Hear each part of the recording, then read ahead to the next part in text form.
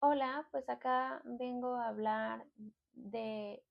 los libros que me gustan, eligiendo algunos diálogos, citas o ideas para comentarlas. Y el día de hoy voy a hablar sobre La perla de China de Han Chemin. Aunque no es una reseña, sí considero que es importante conocer un poquito de Pearl Buck, en quien se inspira la autora para escribir este libro. Pearl Buck fue una escritora con padres misioneros estadounidenses que creció en China. Escribió, por ejemplo, La Buena Tierra, que es uno de sus libros más reconocidos, que de hecho durante el gobierno de Mao Zedong fue prohibido en China.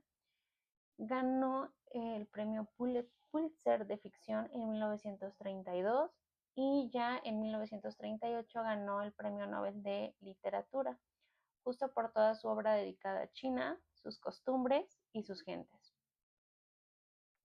Algo más que me parece interesante de la autora An Chemin es que justamente también vivió en China y fue cercana o conoció a la esposa de Mao Zedong. Y por cómo está retratada esta mujer en la novela, pues me sorprende que haya tenido esta cercanía y me hace preguntarme si así era en realidad, porque pasan cosas. Pero en este video quiero hablar más cómo Pearl va observando la situación de China y cómo propone una forma distinta de narrar del canon dominante. Justo van a comentar con su amiga Sauce, que Sauce es la voz narradora de toda la novela, un libro que toca la moralidad del suicidio, bueno, de hecho así se llama, que es escrito por el autor Su Chimo, que de hecho fue importante en el movimiento cultural en China. Y un dato interesante es que defendía el derecho a la alfabetización de la clase trabajadora y de los campesinos, porque en este momento China todavía enfrentaba una situación de pobreza extrema y era muy difícil para los campesinos justo poder acceder a la educación por esta situación. En realidad era una comunidad mayormente agrícola en este momento, que es por 1930, 1940, y en realidad toca muchas situaciones históricas que se van desarrollando. Pero antes de hablar un poquito de eso, voy a leer esta cita que trata sobre los suicidios que personificaban los valores de la sociedad y determinaban el nivel moral, ¿no? Era lo que pretendía un poco mostrar el autor, y había historias desde una joven de un pequeño pueblo que prefiere morir ahogada a ceder ante su suegra que la maltrata, a un empresario que se ahorca para escapar de sus deudas, un indio que se sacrifica para alimentar a los cocodrilos, hasta un ministro que toma veneno como muestra de lealtad al emperador. Pero Pearl dice que no, que acá estamos deshonrando la integridad del individuo, honrando estas muertes, y que acá se hace ver como si la muerte pareciera o fuera algo maravilloso, cuando en realidad no eran héroes, sino víctimas. Y pues no son mártires, sino tontos. Si bien tenían su compasión y su simpatía, en realidad no tenían su respeto ni admiración. Y yo creo que esto tiene mucho que ver con justo el contexto del que estábamos hablando antes, porque este libro nos permite abarcar justo grandes momentos históricos muy importantes que van desde los señores de la guerra, que justamente eran unos guerreros que llegaban a una población y acordaban con los habitantes una cantidad específica de impuestos, justo para evitar que otros guerreros vinieran a conquistar y les pidieran más dinero del que acordaban o les robaran, etcétera. Después de esto ya podemos ver un poco de la guerra civil china que se da entre comunistas y nacionalistas, como esta se interrumpe por la guerra de Japón y China, y cuando se retoma, cómo los comunistas se quedan en el poder con Mao Zedong. Ya con Mao podemos acercarnos a las políticas que implementa, como por ejemplo la de un paso adelante o bien la misma revolución cultural china, que si bien este comunismo o este nuevo orden sí sienta las bases para la China actual, también representa una hambruna por las malas decisiones que se toman desde el gobierno y una persecución a todos los que no simpatizaban con el régimen o no pensaban igual. Hubo muchísimas muertes y digamos que todo esto sí está representado también en el libro. Siguiendo un poco con el tema de eh, lo que quería plasmar Pearl en su literatura, acá tiene una conversación con un comunista convencido que más adelante sería parte de las políticas públicas de Mao o de sus estrategias, que sí no está dispuesto a publicar porque en ese momento pues tiene como el control de una editorial, autores que escriban con la voz de la gente de verdad. Y le dice que personalmente no. Eh, entonces Pearl le dice que está negando así la representación del 95% de la población china. Y le dice que sí, le contesta que sí, que se niega a dar voz a personajes mezquinos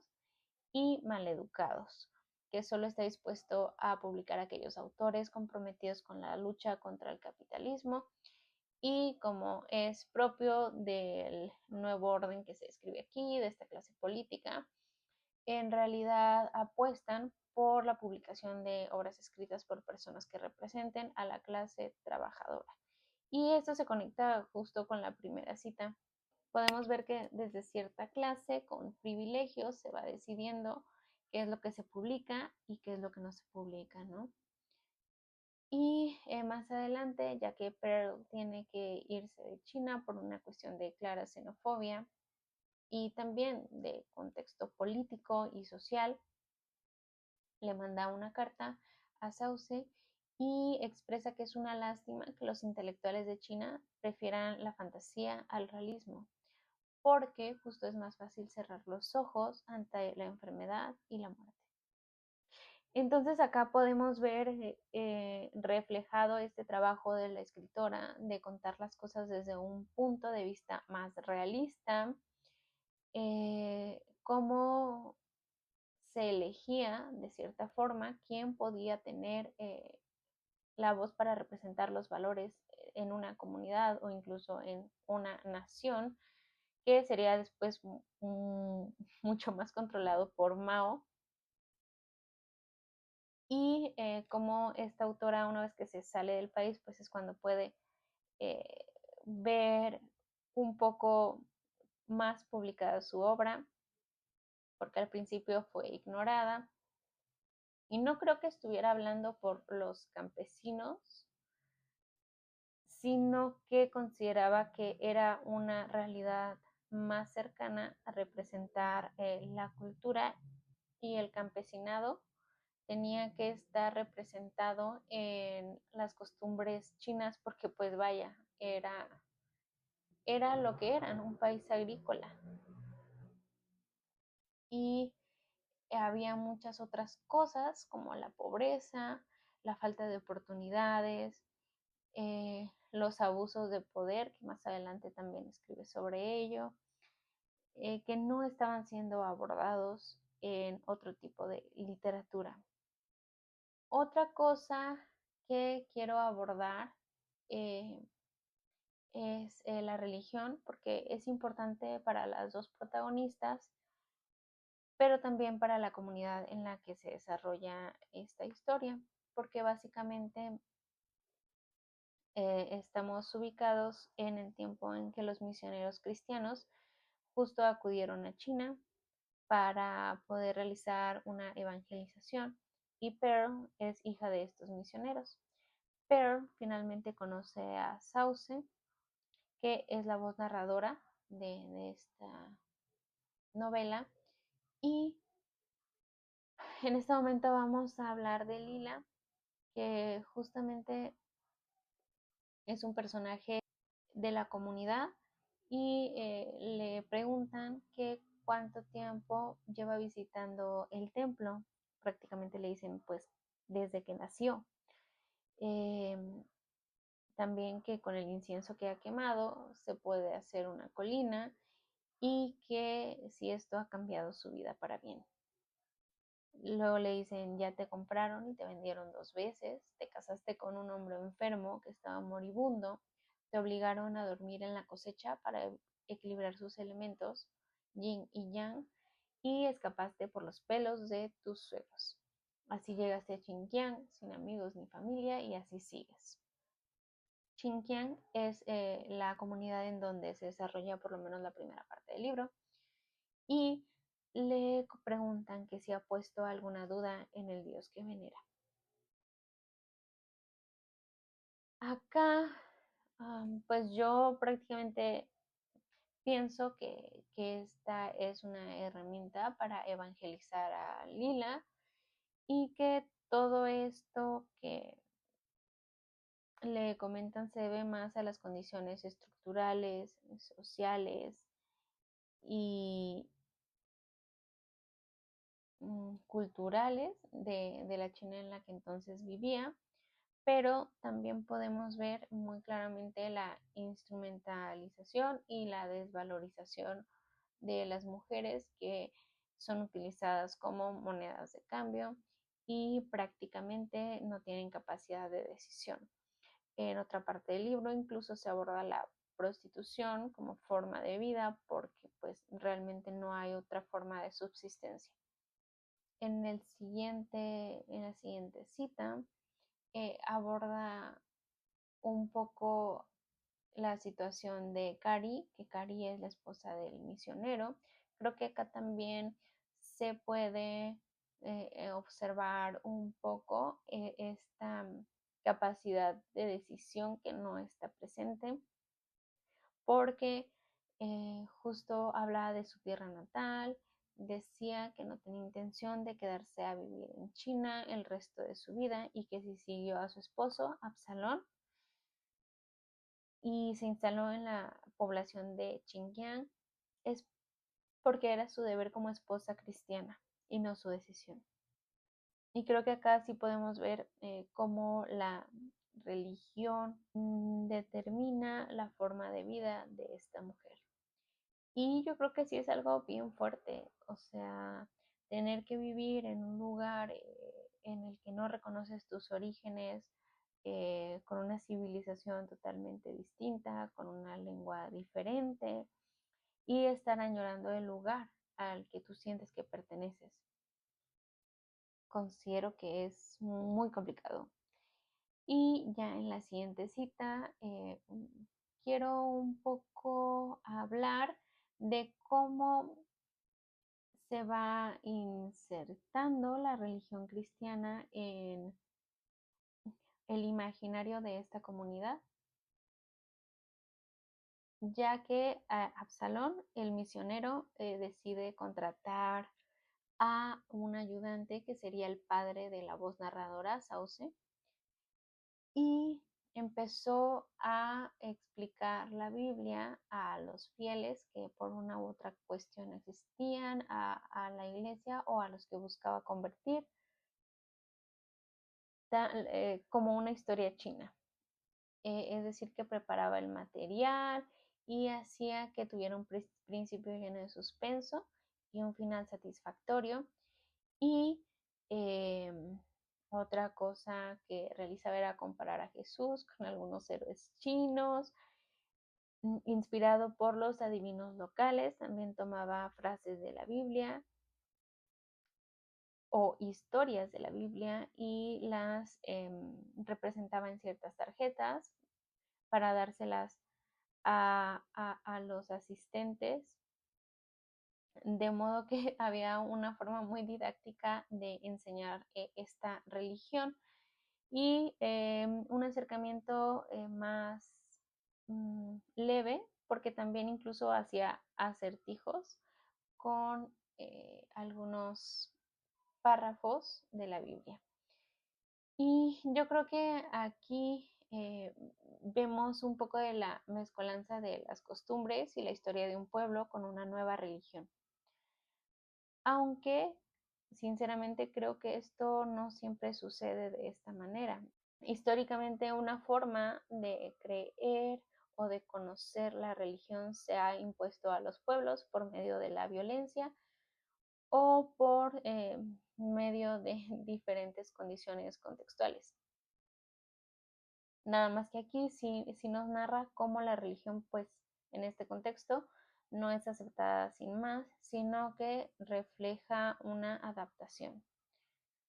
Y claro que cuando Absalón, este predicador, llegaba de sus viajes, porque justamente iba a evangelizar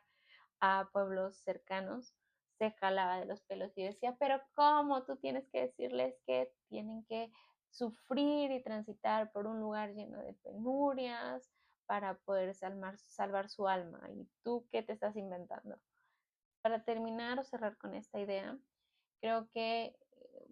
voy a citar esta forma de ver del paraíso de la abuela de Sauce, Nanay. Y ella terminaría aceptando el cristianismo muchos años después, que justo acá hay una situación